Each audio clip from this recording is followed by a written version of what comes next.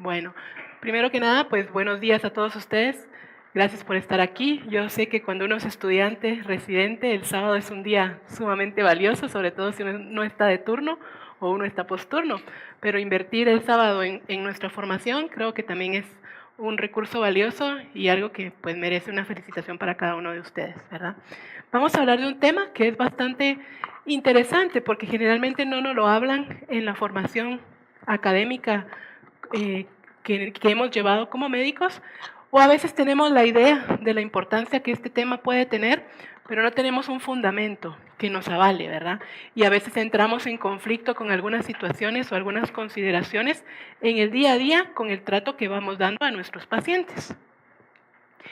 Entonces, lo primero, no, ahora no quiere, vamos a ver, no quiere, ¿no? Lo primero que vamos a hablar es por qué la ética y los valores son importantes dentro de nuestra práctica médica. Y esto es porque a veces nuestras creencias, nuestra religiosidad, nuestra cultura puede entrar en conflicto con algún tipo de medida que queremos utilizar, ¿verdad? Y es donde la ética nos puede aportar herramientas que no necesariamente tienen que ver con las creencias, con la religiosidad o con la cultura, pero que la involucran de alguna manera, ¿verdad? Gracias. Entonces, fundamentar la actuación del profesional en unos buenos principios éticos requiere mucho más que la intención, requiere una sólida formación y cierta valentía que facilitan el comportamiento moralmente irreprochable. A veces nos dejamos llevar por las corrientes filosóficas que también se van metiendo dentro de nuestro quehacer médico y podemos entrar un poco en crisis entre lo que yo creo que es correcto y lo que se me plantea que puede ser correcto. La ética nos sirve como faro que nos va a iluminar hacia dónde debe de ir nuestra verdadera práctica, ¿sí? Si quiere la pasamos. Hay una crisis en la práctica clínica. Hoy en día se habla mucho de que el médico se ha ido deshumanizando, que la ciencia y la tecnología con el avance que tienen ha ido haciendo que el médico vaya perdiendo ese carisma particular que lo hace muy humano en el trato en el día a día con el paciente. La cultura del relativismo y el consumismo que se reviste de tolerancia, ¿verdad? Aceptamos con tal de que no sea tan dañino o, bueno, dentro de todo lo menos peor puede ser esto, ¿verdad? Y ese tipo de actitud un poco relativa o un poco tolerante hace que a veces la práctica del médico se vea empañada por actitudes que lo hacen ver ante su paciente como una persona que no lo comprende, como una persona que no le pone la debida atención o como una persona que no le interesa más que el dinero, ¿verdad? Que son las cosas que uno puede oír. No sé, cuando ustedes oyen o en el Facebook o en alguna página de redes sociales hacen referencia hacia algún colega, generalmente las discusiones van a medida de esto. Cuando sale alguna huelga en relación a lo que el gremio médico está haciendo, los comentarios de la gente siempre tildan al médico de falta de humanidad, de que solo le interesa la parte económica y de que no se preocupa por hacer bien su práctica médica. Y no es cierto, ¿verdad? O sea, uno que está metido en el ámbito del hospital sabe que en el día a día uno se juega la vida por sus pacientes. Sin embargo, la percepción de la gente a veces no tiende a ser la misma, ¿verdad? Entonces eso hace que la práctica médica, la práctica clínica, se genere de cierta crisis, ¿verdad? Faltan materias humanísticas en el pensum de la carrera, ¿sí? La bioética no forma parte del pensum de la carrera, ¿verdad? Es decir, no hay un curso específico de bioética, ¿sí? No hay un curso específico de filosofía médica, ¿sí? Que nos apoye y nos ayude a formar mejor nuestros criterios en relación a lo que debe de ser la buena práctica clínica, ¿sí? Entonces, esto lo que lleva es una fractura en la calidad y en la calidez de la práctica clínica y en la relación médico-paciente. Pero yo estoy haciendo todo mi esfuerzo por tratar a esta gente y la gente no lo ve, ¿sí? Es a veces una frustración muy común en el médico, ¿sí? Hago turnos, no como, no duermo y la gente no se da cuenta del gran esfuerzo que hago, ¿sí? A veces esa es la frustración que manejamos. Y si nos ponemos en los zapatos del paciente, este doctorcito ni siquiera se da cuenta que yo me siento mal, que me duele, ni coco me pone, ¿sí? Y es la frustración que también maneja el paciente. ¿Qué es lo que está pasando? ¿Estaremos realmente ante una crisis de la práctica clínica o será que solo son cuestiones de percepción y de comunicación lo que está fallando, ¿verdad? Ahí es donde la ética nos puede brindar ciertas orientaciones y los valores o los principios, las virtudes que debemos de cultivar, nos pueden ayudar a que esas frustraciones vayan desapareciendo poco a poco. Lo molesto. No se le puede negar otro problema que perpetúa la crisis. Con la finalidad de alcanzar el nivel tecnológico-científico, así como la demanda de servicios, se sacrifica a gran costo la calidad humana y personalista de la atención, ¿sí? Alguien podría decir en algún momento, en mis tiempos éramos 2 nada más para todo el servicio, sí, pero el servicio eran ¿qué? 5 pacientes, ¿verdad? Hoy un servicio puede tener ¿cuántas camas? 10, 15 para un solo residente a veces, ¿verdad? Entonces, la proporción va cambiando porque se sacrifica la calidad del servicio y la calidad humana por el montón de personas que debemos de atender, ¿sí? Y se va deshumanizando la práctica, no porque el médico sea inconsciente, sea inhumano, sino porque el cansancio y la fatiga de una faena tan larga, tan grande, de tantas horas, más un servicio tan cargado de responsabilidad, hace que a veces uno se pierda, ¿verdad? Entre lo que necesita hacer y sacarlo rápido, que en el invertir un rato a la cama del paciente o al lado del paciente escuchando las dolencias o las molestias que pueda tener, ¿sí? Se desvirtúa la vocación del médico de curar, acompañar y ayudar al bien morir porque la tecnología que nos enseña, hay que salvar vidas, ¿sí? Tenemos todos los recursos técnicos y científicos al alcance de la mano en un teléfono celular, en un superventilador, para que este paciente se me pueda morir, ¿sí? A alguien en alguna oportunidad le habrán dicho también, este paciente no se te puede morir, ahí te lo encargo, ¿verdad? ¿Sí? Y entonces, ¿qué pasa? También perdemos de vista la secuencia que debe de llevar la vida, ¿sí? Nacemos, crecemos, nos reproducimos y morimos. O sea, salvamos vidas, sí, pero hasta donde la ciencia no lo permite, hasta donde la ética no lo permite y hasta donde nuestras posibilidades no lo permiten, ¿sí? No nos podemos ensañar en querer salvar una vida a costa de lo que sea, ¿verdad? Entonces, a veces, acompañar y ayudar al bien morir se nos olvida porque estamos afanados en el curar, ¿verdad? Que está bien, sí, porque para eso nos formamos, para curar personas. Pero ¿qué pasa con aquel paciente crónico con una enfermedad degenerativa que sabemos que en cualquier parte del mundo su recorrido no va a ser muy largo porque no hay una solución a su problema? ¿Lo dejamos a un lado? ¿Nos frustra ese paciente o qué hacemos con esa persona? Nos va a tocar acompañar y ayudar al bien morir. Y a eso no nos enseñaron, ¿sí? Ni siquiera cómo dar una mala noticia, ¿verdad? Entonces nos cuesta decirle tú la mala noticia, ¿verdad? No, mejor que le informe alguien más. Yo mejor no, el R3 que se lo diga, no, le toca al R1, sí, ahí vamos viendo quién da la mala noticia porque no sabemos cómo dar una mala noticia, ¿sí? A mí solo los pacientes crónicos me tocan. ¿Qué hago con ellos, verdad? Si son crónicos, no hay nada que hacer, seguir igual, ¿verdad? Pero ¿y ese seguir igual qué implica? A lo mejor si yo tuviera el tiempo de sentarme y platicar con esa persona, puedo descubrir que hay otras dolencias que salen de la parte física en las que yo puedo ayudar y acompañar y ayudar al bien morir a mi paciente, ¿verdad? Entonces, esa parte también es importante que podamos trabajarla. También se denigra el trabajo y servicio del profesional privándolo de honorarios que dignifiquen su labor y su persona, ¿verdad? Somos una mano de trabajo mal pagada, y eso es cierto, ¿verdad? Y a veces eso también nos puede frustrar, ¿sí? Y eso hace también que a veces uno no rinda bien en el trabajo. Por vocación trabajamos, sí es cierto, pero también tenemos que comer, pagar cuentas, ¿verdad? Entonces, a veces el tener esa angustia de que no llegamos al salario, no nos están pagando 6 meses de atraso y esto hace que cualquiera esté angustiado por todo lo demás que está pasando en casa. Que dejemos nuestros problemas de casa en la puerta del hospital y nos olvidemos de todo lo demás es mentira. Siempre vamos a estar con la angustia. Y si somos padres y sabemos que tenemos que comprar leche, pañales, pagar colegio, pagar casa, etcétera, etcétera, la angustia va haciendo también que uno pierda un poco la concentración en hacer bien su trabajo, ¿verdad? Entonces, todo esto de alguna manera afecta en la práctica clínica. Ante la necesidad, el médico acepta las inapropiadas condiciones de trabajo, haciéndose cómplice de un sistema inadecuado. Éticamente sabemos que hay cosas que no debemos hacer, ¿sí? Pero la necesidad y el sentido que tenemos de responsabilidad ante preservar la vida de los pacientes nos hace hacer cosas que en otras condiciones sabemos que no debemos de hacer, ¿verdad? ¿Sí? Entonces ahí es donde nosotros decimos, mi ética me dice tal cosa, la situación me dice esta otra, ¿qué hago yo? ¿Verdad? Y es ahí donde los valores, la ética, nos brindan herramientas de cómo poder actuar.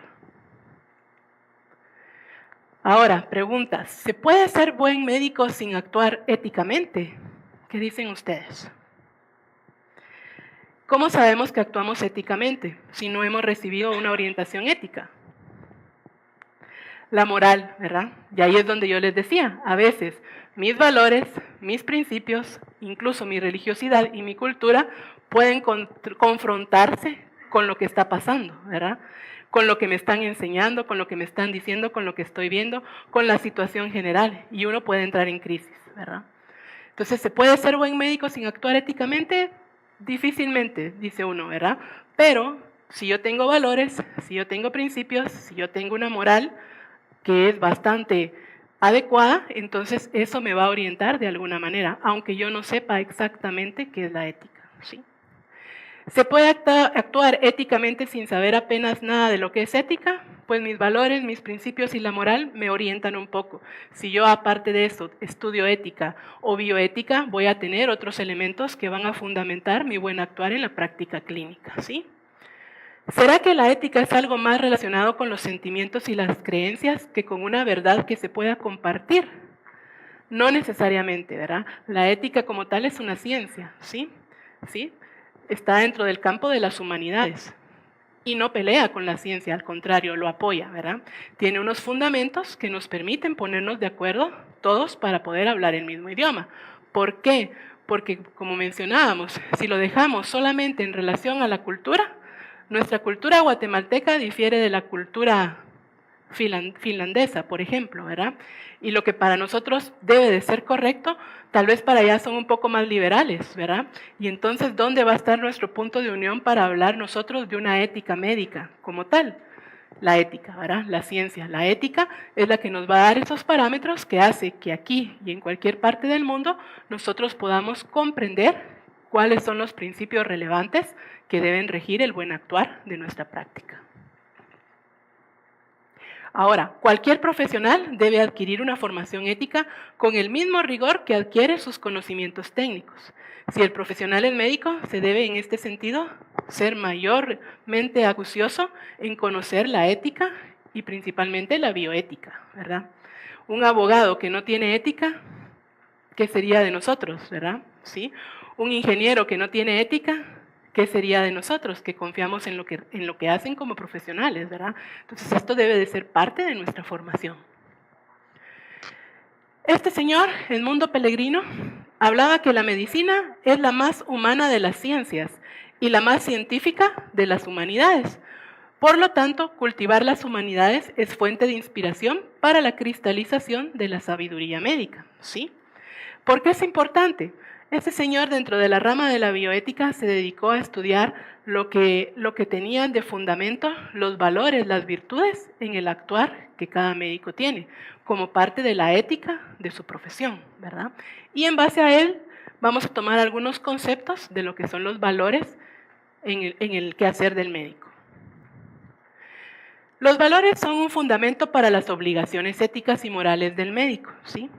De aquí surge todo lo que va a regir de alguna manera el actuar, ¿verdad?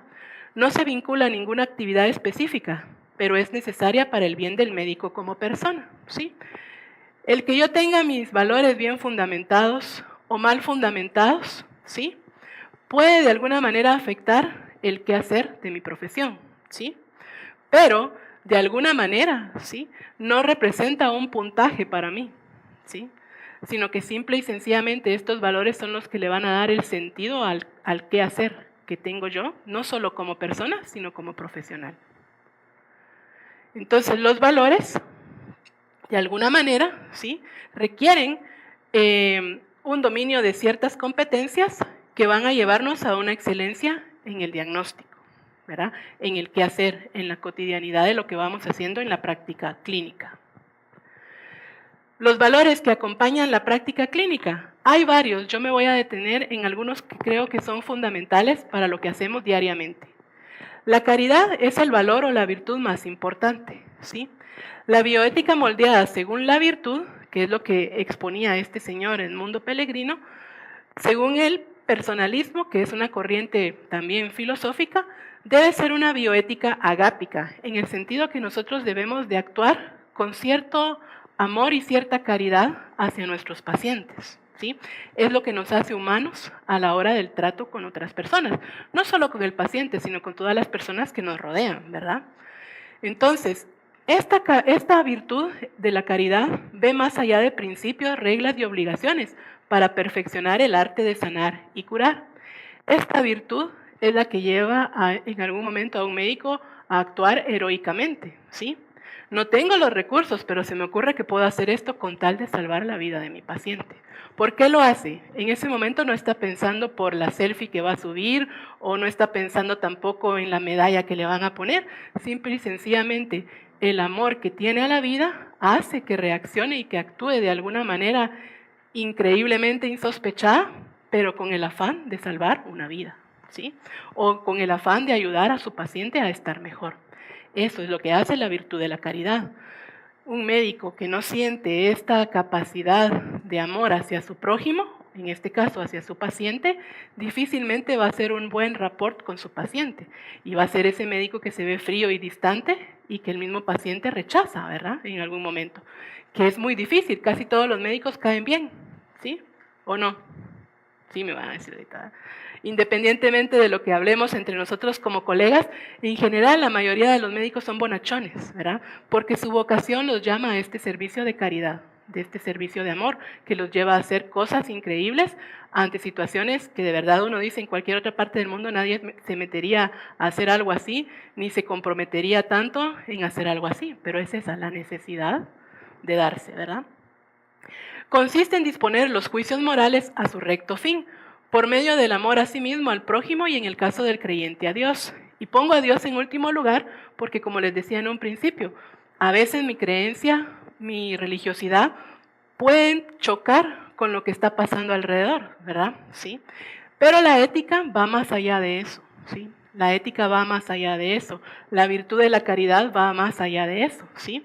Un ateo puede ser muy caritativo, ¿sí? Un ateo puede amar a otra persona, ¿sí? Entonces no es tanto el hecho de mi compromiso con una religiosidad lo que me mueve a amar a mi paciente. Probablemente me dará elementos para poder tener una forma más amplia, no sé, de vivir y experimentar el servicio, el amor y la caridad hacia un paciente. Pero no es necesariamente el requisito indispensable esa religiosidad, ¿sí? Hay algo más allá en el ser humano que lo hace ser caritativo, ¿sí? Y en los médicos es uno de los valores o de las virtudes que más se ha desarrollado. Creo que si alguien no amara lo que hace, no invertiría tantas horas de turnos con tantas molestias, incomodidades, el sábado aquí, por ejemplo, ¿verdad? ¿Sí? Si no tuviera ese afán de aprender algo más en servicio de su paciente, ¿sí? Entonces, esto es lo que hace la caridad. Fusionar caridad y razón aporta a la buena práctica clínica desde la bioética, sincera empatía, buena comunicación, prudencia en las decisiones y hacer valer la vida con dignidad y respeto hasta el último momento. O sea, no somos unos enamorados, color de rosa de lo que hacemos, ingenuamente, no, ¿verdad? Sabemos que tenemos una responsabilidad y respondemos a ese servicio con esta combinación, caridad y razón. Nos formamos desde la ciencia, desde lo que la ciencia nos puede dar como herramientas para conocer el funcionamiento de un organismo y cómo ayudar a una persona en un proceso de enfermedad, pero la caridad nos brinda todo lo demás que nos va a ayudar a tener una buena empatía con nuestro paciente, a poder defender la vida desde el origen hasta el final, ¿sí? Y a poder dar todos esos elementos que en el día a día nos permiten llevar una buena relación con todos los que nos rodean, ¿verdad? Entonces, esa es la idea de valorar y de cultivar la virtud de la caridad en la práctica clínica, ¿verdad?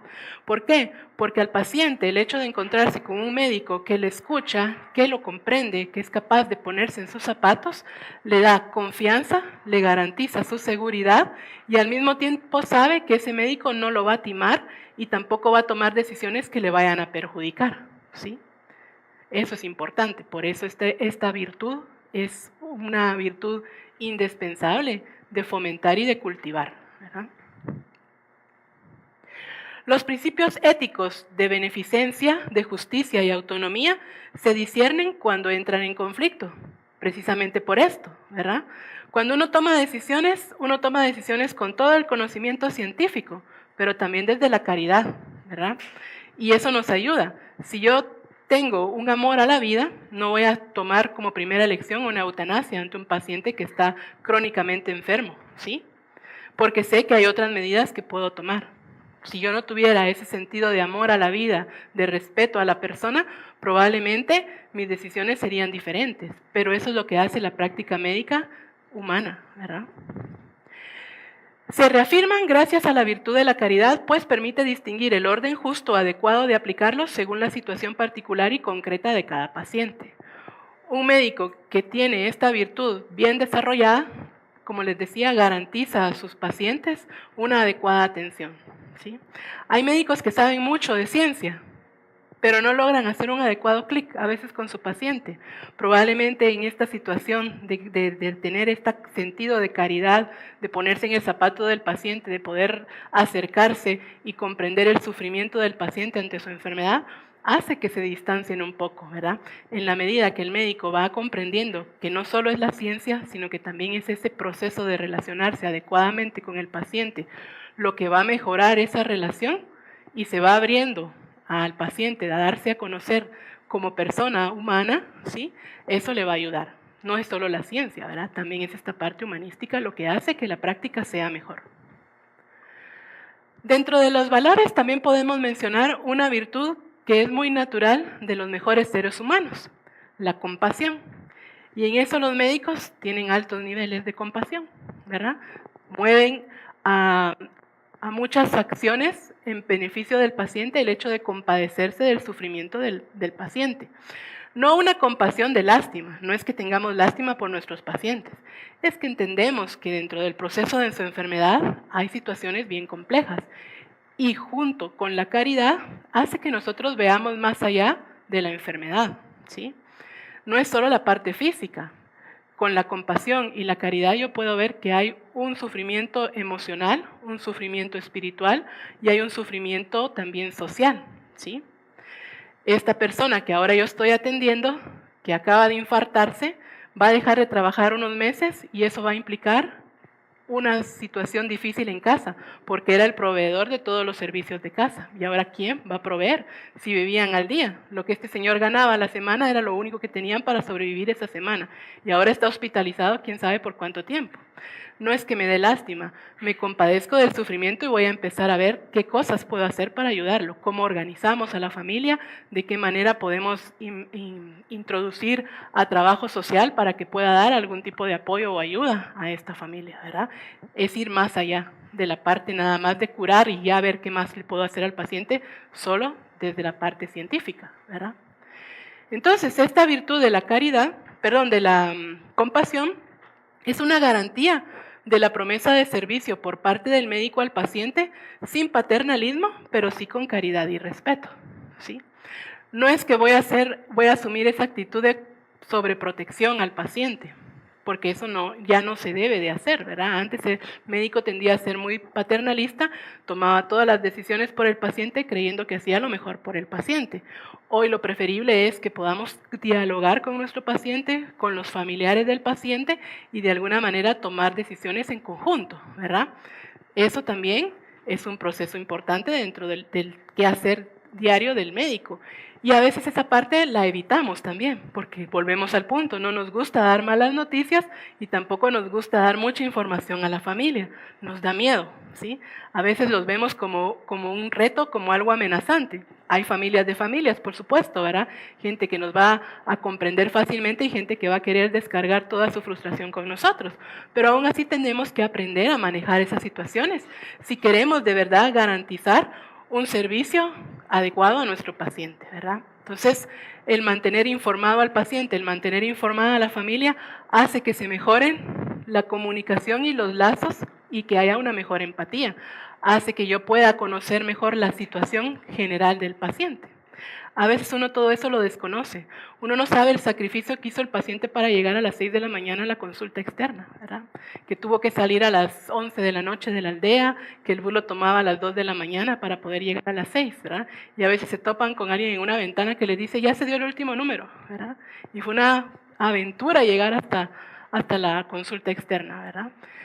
Pasa también a veces, ¿verdad? Que uno también está cansado, está posturno, va a desayunar, va a hacer otras cosas, llega como a las 9 a la consulta, el paciente está desde las 6, pero ha hecho todo este recorrido que les digo de salir casi una noche antes y obviamente está molesto, ¿verdad? Y molesto está uno también porque está posturno, ¿sí? Cansado. Y esa frustración que se puede llegar a manejar y que hace que la empatía no se dé adecuadamente, ¿verdad? Que hace la diferencia, mi capacidad también de ponerme en los zapatos de la otra persona. Yo estoy cansado, sí, pero esta persona debe de estar lo más por todo el recorrido y aparte está angustiado porque sabe que tiene alguna enfermedad que no sabe ni qué es, pero que se siente mal, ¿verdad? Eso, la compasión, ¿verdad? Entonces, eso puede mejorar mi práctica, eso puede hacer que yo pueda tener una mejor relación con mi paciente. Sin la capacidad de compasión, aunque el conocimiento académico y técnico sea brillante, probablemente la labor esencial de curar y acompañar carezca de total sentido. Y eso a veces pasa, ¿verdad? ¿Sí? A mí me interesa nada más saber que estos medicamentos van a funcionar para tratar esto, punto, ¿verdad? Y entonces veo la enfermedad pero no veo al paciente, ¿sí? Resulta que el paciente es alérgico a este maravilloso medicamento, pero a mí eso no me importa, ¿verdad? Porque este es el mejor medicamento que hay para tratar lo que este paciente tiene. Jamás le pregunté si alguna vez se lo habían dado y si era alérgico el paciente. ¿Por qué? Porque no me involucro con el paciente, ¿verdad? Prefiero nada más dedicarme a la parte médica. ¿Cuál es el éxito ahora de que las consultas médicas se puedan hacer por un chat o por un sistema de una app? Porque nosotros mismos hemos dado la pauta, ¿verdad? Es más fácil solo contestar, tome tal cosa, a involucrarnos y preguntar, ¿pero qué le pasó? ¿Por qué está con estas molestias? ¿Qué dificultades tiene? ¿Sí? Entonces nosotros mismos vamos desmereciendo la labor que como médicos tenemos, que no es solo el curar, sino también es acompañar, ¿verdad? Se convierte el acto médico en puro mercantilismo, ofreciendo un servicio técnico, más no un servicio humanamente caritativo y compasivo que realce la importancia de la persona lo suficiente. O sea, usted me importa, no es que usted sea una fuente de ingresos para mí, usted me importa. Claro, yo vivo de lo que hago, pero es porque usted me importa, ¿verdad? ¿Sí? Eso también es algo importante, hacerle saber a los pacientes que uno está preocupado por ellos, ¿verdad? ¿Y cómo sabe el paciente que uno está preocupado por ellos? Porque ellos ven estas virtudes en su médico, la capacidad de caridad, la capacidad de compasión.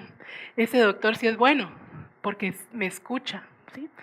La mayoría de los pacientes, la queja principal que tienen es que el médico ni me oyó, ni siquiera me vio, estaba todo el tiempo escribiendo, nunca levantó la vista, ¿sí? Alguna vez lo van a escuchar de los pacientes. Yo iba a tal lugar a las citas, pero ya no me gusta ir ahí, porque ese doctor ni me mira, solo llena los papeles, ¿verdad? Es esa percepción. Y eso nos pasa a todos. Cuando ustedes están con el novio, la novia, el esposo, la esposa y están contándole algo importante y está con la vista por otro lado, pero poneme atención, pues mírame. Es la primera que reclamamos. ¿Por qué? Porque el contacto visual es muy significativo para todos nosotros. Implica que nos están poniendo atención, que les importa lo que nos están diciendo y que de alguna manera vamos a interactuar en esa conversación. El paciente espera eso de su médico, ¿sí? Que lo mire a los ojos, que lo toque. Es que ni la presión me tomó, ¿verdad? ¿Sí? Solo me dijo 2, 3 cosas y ya me hizo la receta. Ni siquiera me tocó, dice la gente, ¿verdad? ¿Por qué? Porque para nosotros los seres humanos el contacto físico, el contacto visual es sinónimo de me importa, ¿verdad? Entonces, al paciente que va angustiado porque saber qué cosa rara tiene, porque no tiene la menor idea de qué es lo que le está pasando y que para nosotros puede ser un simple catarro, una simple diarrea, para él puede ser algo mortal que no sabe qué puede hacer, nada nos costaría invertir 3 minutos, 5 minutos en explicarle lo que le está pasando, en verlo a los ojos, en saludarlo adecuadamente y hacer la diferencia con ese paciente. La medicina probablemente le va a curar, pero ¿qué creen que le va a aliviar más? La atención que ustedes le prestaron, ¿sí?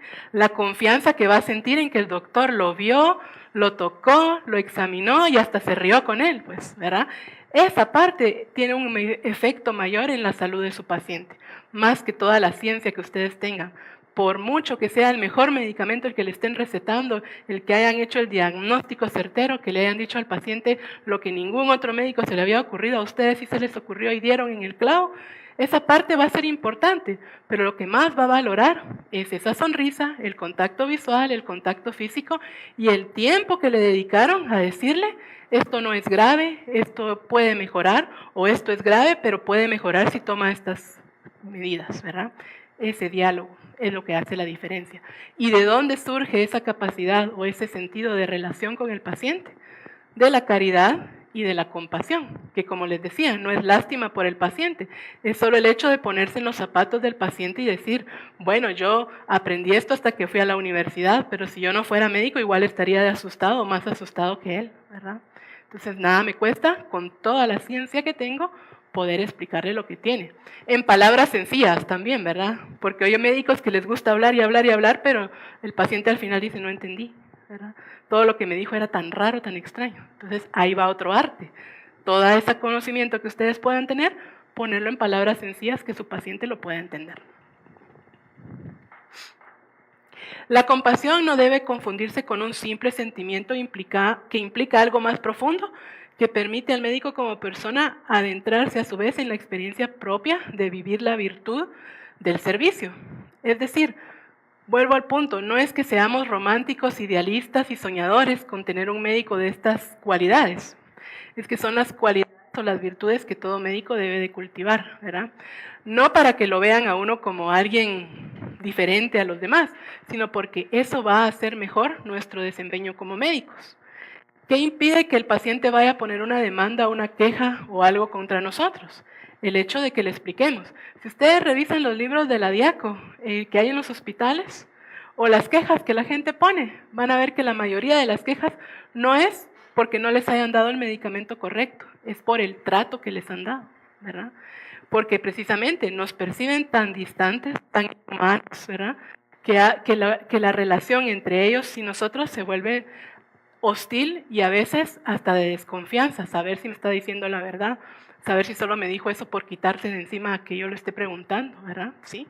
Entonces, la mayoría de quejas vienen por eso, porque no nos perciben como personas capaces de relacionarse con ellos adecuadamente, ¿verdad? Los límites de la ciencia y la tecnología tan avanzados en nuestro tiempo no tienen aún la respuesta y solución a todo, ni la capacidad de eliminar el sufrimiento. Esto, ¿qué es lo que hace al médico humano? Es lo que hace que una app o un chat no pueda tener mejores alcances para atención de un paciente por vía telefónica, ¿sí? ¿Por qué? Porque la gente lo que está buscando es eliminar el sufrimiento. Y el sufrimiento no lo va a eliminar el medicamento que recetemos a través de un mensajito, ¿sí? El sufrimiento lo va a eliminar el hecho de que el paciente sienta la vista de su médico, el contacto de su médico y el tiempo que le dedica a explicarle lo que le está pasando. Eso es lo que hace la diferencia, ¿verdad? Valores que acompañan, podemos hablar que para sostener los principios que inspiran el quehacer de la clínica médica es necesaria también otra virtud, la fortaleza, ¿sí? En estos tiempos tan cargados de relativismo moral, la ética y la bioética médica requieren de la fortaleza para seguir adelante. Ahora vamos a ver qué es esa fortaleza que se le pide al médico. Se le va a entender como la virtud moral que garantiza en las dificultades la firmeza y constancia en buscar siempre el bien. El médico se debe a su paciente, ¿sí? Tiene una responsabilidad grande con los familiares del paciente, pero se debe a su paciente. El médico lucha por la autonomía del paciente y no por la autonomía de la familia. La fortaleza es lo que hace que el médico no sucumba ante la presión de la demás gente y se mantenga firme en defender la autonomía de su paciente, ¿verdad? Esa es una de las cosas que hace. Hacer lo correcto cuando así se requiere, hacer lo correcto cuando así se requiere ante la eutanasia, el aborto y toda forma de atentar contra la dignidad de la persona sufriente por padecimientos de salud, sea esta física, mental o espiritual, solo se puede a través del cultivar la fortaleza, ¿verdad? ¿Qué hace que un ginecólogo, por ejemplo, diga, no, yo no practico abortos? La virtud de la fortaleza, el hecho de saber que se debe a la vida. Si estudió medicina fue para proteger la vida, por ejemplo, ¿verdad? ¿Sí? ¿Qué hace que un internista no diga, mire, este pobre viejito ya vivió lo suficiente, entonces, ¿sabe qué? Apaguémosle la máquina. ¿Qué hace que no decida eso solo él? La fortaleza, en que sabe que se formó para hacer prevalecer la vida. Se está muriendo, bueno, pero yo lo voy a ayudar a morir con dignidad, no le voy a apagar la máquina, ¿verdad? ¿Y qué implica morir con dignidad? Que yo respete a esa persona hasta el último día de su vida. ¿Y cómo lo puedo hacer? Pues hay otro tipo de medicamentos que nos pueden ayudar. Está la medicina paliativa, la sedación paliativa, que pueden ayudar al bien morir de ese paciente sin que yo precisamente tenga que practicar una eutanasia, ¿verdad? Otra virtud, la templanza, ¿verdad? Que es fundamental para que el médico no caiga en la tentación de jugar a Dios, ¿sí? Que no nos ensañemos con nuestro paciente, es que este paciente no se te puede morir, ¿verdad? Pero si ya no hay más que hacerle, sí, pero yo mañana aquí lo quiero encontrar vivo, ¿verdad? La familia, es que si se le muere el paciente, doctor, usted es mal médico, ¿verdad? Porque definitivamente usted está para salvar vidas, sí, pero hay un límite, ¿verdad? La ciencia me da herramientas y hasta eso tiene un límite, ¿verdad? Entonces, la templanza hace que yo pueda tener esa capacidad, ¿verdad? Es una virtud del carácter que si no está presente puede llevar al médico a una obstinación terapéutica, al uso desmedido de la tecnología y de los recursos médicos disponibles, o finalmente a la falsa idea de poseer un poder ilimitado sobre la condición humana, ¿sí? A este sí lo intubo, a este no, a este sí, a este no. ¿En base a qué? ¿Verdad? Ok, a este no lo intubo porque aunque lo intube, viendo los casos de situaciones semejantes a las del paciente, no le voy a poder dar una oportunidad de curarse. Voy a prolongar la vida de una manera desmedida. Eso se llama ensañamiento terapéutico. Pero hay otras cosas que puedo hacer. Puedo hacer ese discernimiento, ¿verdad? Entonces, la templanza me ayuda a eso, ¿sí? Un médico debe aprender esto. No todo lo que se puede hacer se debe de hacer, ¿sí? Yo puedo intubar, puedo sacar del paro las veces que sea necesario a un paciente, pero en el contexto de ese paciente lo debo de hacer. ¿Es lo que le conviene a ese paciente realmente? ¿Es que si le sigo reanimando y reanimando en algún momento se va a curar? ¿O solo lo estoy reanimando y reanimando por qué razón? ¿Verdad? ¿Sí?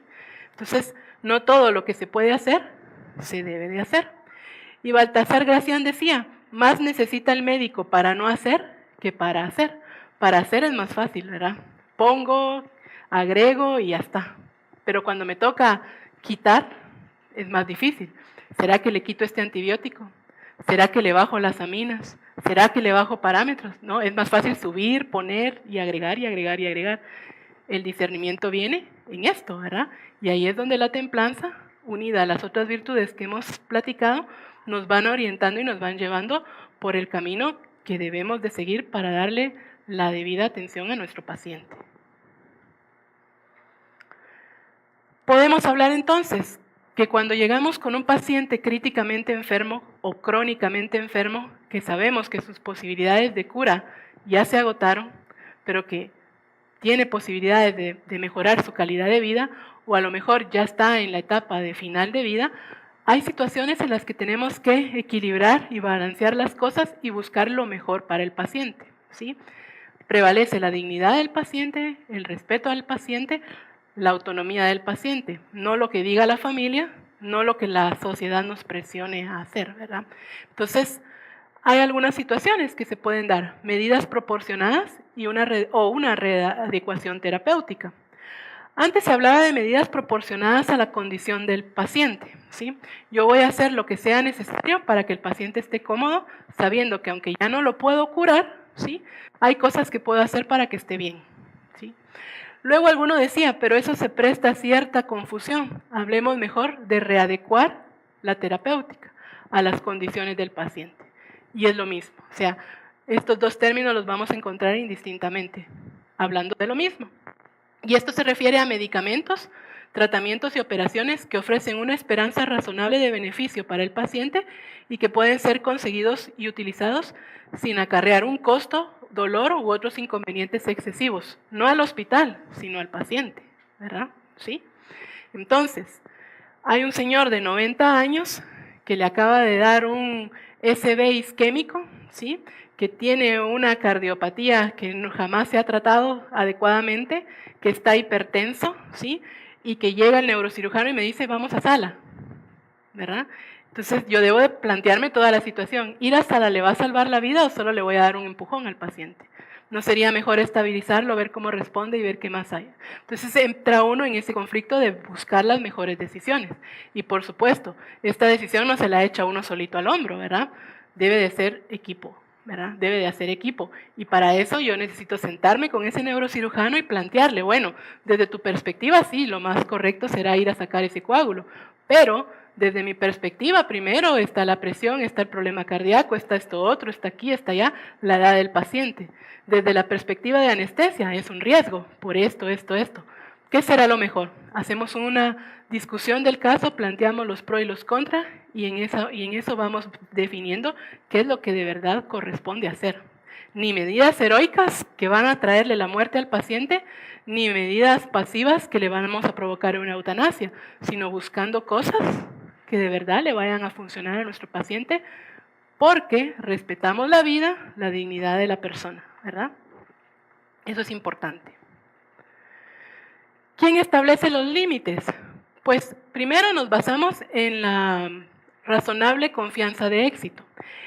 Estudios que pudieran haber en relación a lo que le está pasando al paciente pueden sentar una base en la cual nosotros nos podemos acompañar, ¿verdad? Y fundamentar. ¿Sí?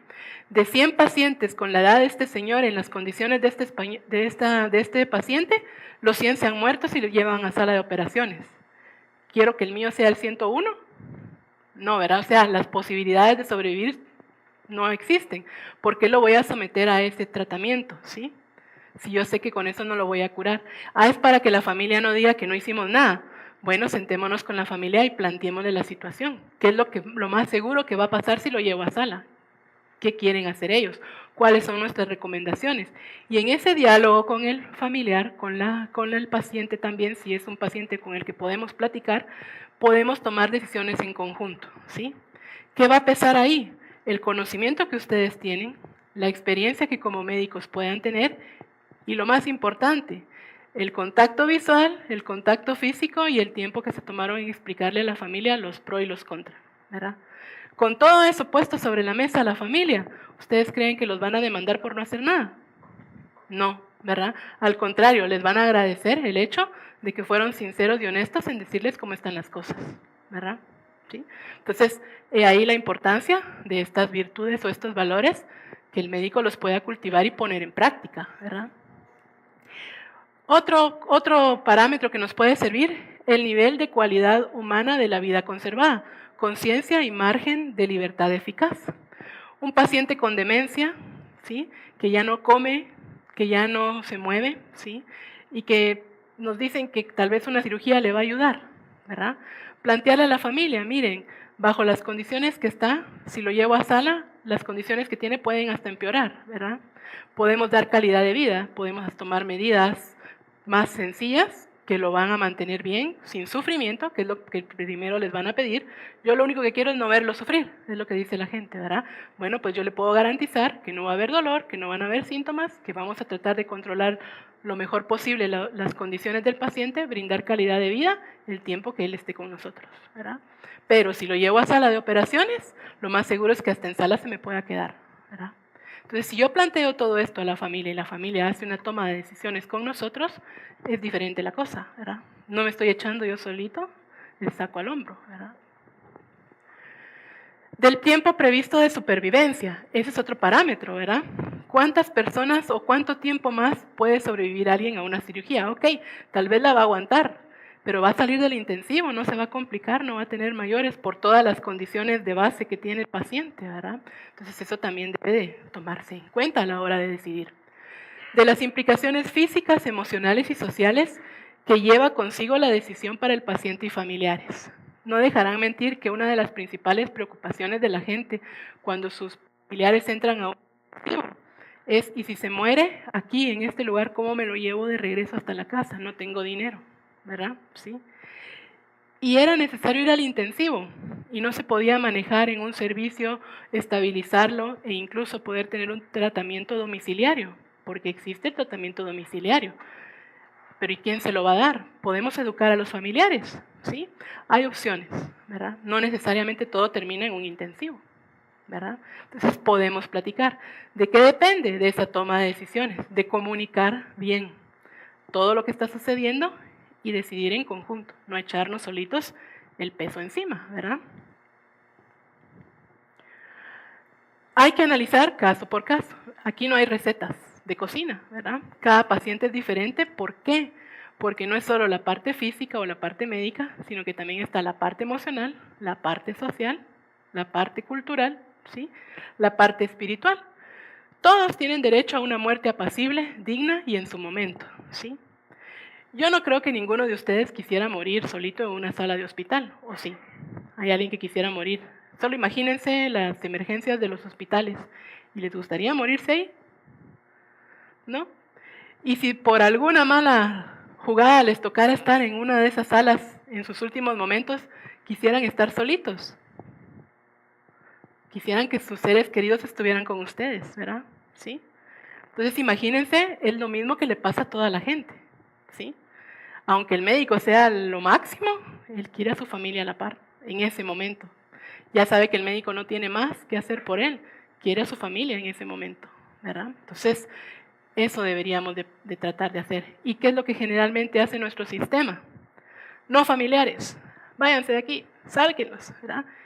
A veces hasta se enteran por otros medios que el paciente murió porque no nos atrevemos a salir, a hacer contacto visual, contacto físico y explicar, ¿verdad? Y pasan horas sin que sepan, ¿verdad?, de que su familiar ya falleció. Entonces tenemos derecho a una muerte apacible, digna y en su momento. ¿Qué significa en su momento? Que yo no la voy a adelantar, ni tampoco la voy a prolongar. Voy a dejar que el curso de la enfermedad siga, si es que de verdad no hay nada que yo pueda hacer para salvar al paciente. El momento de la muerte de una persona no puede estar en manos de los médicos. Es que no me toca a mí decidir quién vive y quién no vive, ¿verdad? En base a la ciencia y a los conocimientos que yo tengo, yo puedo predecir, pronosticar, medio saber, medio intentar comprender que el final se acerca, ¿sí? Pero ese final yo no lo puedo adelantar ni prolongar, ni tampoco la familia, ¿verdad? A veces la familia le dice a uno, mire, yo ya no lo quiero ver así, mejor desconéctelo. No, yo no practico eutanasia, ¿verdad? ¿Sí? Pero le puedo garantizar que está sedado, tiene medicamentos para el dolor y el que está sufriendo es usted, el paciente está en paz, ¿verdad? No es consciente de lo que está pasando. ¿Pero qué necesitamos para calmar a ese familiar? Contacto visual, contacto físico y hablar con él. Y esta es la lenta agonía de